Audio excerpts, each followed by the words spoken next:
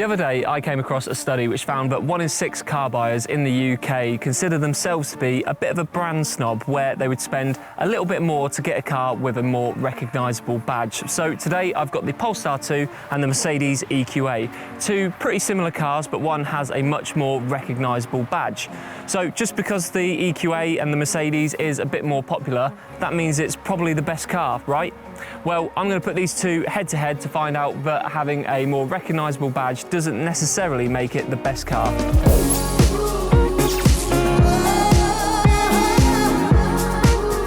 Now, let's start by talking about the most important part, price. Now, obviously, Mercedes is known as a luxury car brand and Polestar is relatively unknown, so there is going to be a big difference in price. The EQA starts from just over £52,000, whereas the Polestar starts from just over £45,000, so immediately we've got a £7,000 swing there. Now, those prices are for the standard models of both, and in fact, the most expensive Polestar 2 is much more expensive than the top-of-the-range Mercedes EQA, but that is for a super-duper performance model, and so today we're just focusing on the standard models.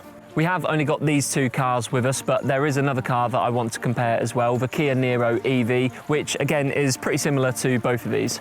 The brand new 2023 Kia Niro EV is even cheaper than the Polestar as well, with a starting price of just over £37,000, which makes it £15,000 cheaper than the Mercedes EQA, so a massive saving there. So what do you get for these prices then? Well, if we break down each of these cars from range, 0 to 60 time and horsepower, you can see that the EQA has a slightly better range than the Polestar and the Kia Niro EV, but it is less powerful and also slower. The Kia and the Polestar do also have a higher top speed than the EQA, which is limited to 99 miles per hour, but that's not really necessary on a daily basis. Now, if we focus on the design of these cars, then there is only one clear winner. In a straight head-to-head between the EQA and the Polestar wins every single day of the week.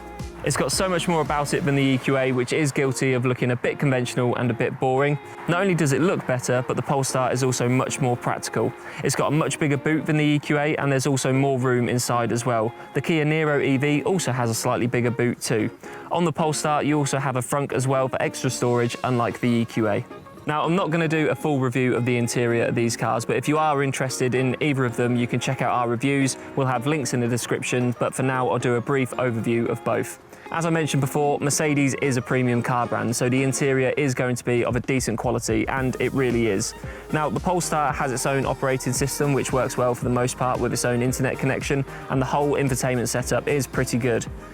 With the EQA, the standard screen is pretty basic, and I have one of my biggest complaints of any car where you have to use a USB cable to get Apple CarPlay, so the EQA does lose a few points there. Overall though, the interior in both cars is pretty nice, but I would probably choose the Polestar just because it's a bit more simple and a bit more minimalistic, and the quality of the furnishings is pretty similar too. As this video has hopefully demonstrated, just because the EQA has a more famous badge on it doesn't necessarily make it the better product. Now, I won't go as far as to say that you're paying for the badge, because there is only a £7,000 difference between these two cars. But the lesson to take away from this is that there are other products on the market away from the more recognisable brands that are sometimes cheaper and often better. If you're considering buying a new car, or you're thinking of making the switch to an electric vehicle, then be sure to shop around and have a look at some brands that you might not have considered previously, and then just go and try some. The electric vehicle market is booming with lots of new cars and innovation, so you might just be surprised with what you find out there. That's all for this video. If you liked it, then please do drop us a like and be sure to subscribe as well. For more electric car videos like this, you can head over to our channel, and for daily news coverage, features and much more, you can also head over to evpowered.co.uk. Thanks once again for watching, and we'll see you on the next video.